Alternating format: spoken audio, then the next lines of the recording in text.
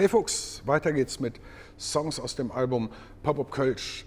Und der nächste ist ein bisschen was Besonderes, weil normalerweise bemühe ich mich sehr, den Originaltext ins Kölsche zu übersetzen. In diesem Fall habe ich ein bisschen was verändert. Das Original ist The Rose von Bette Midler und ich habe daraus ein Lied gemacht, das von Abschied handelt.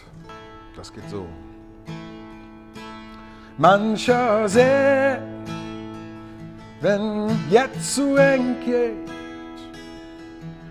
fängt jetzt Neues dafür an, dat für jede Ports die so geht,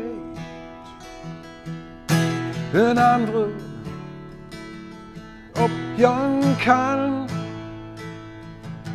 doch nicht immer jedes Wege. Es wird nicht immer alles gut. Manches war, ist schön gewesen, war am Ende doch viel zu kurz.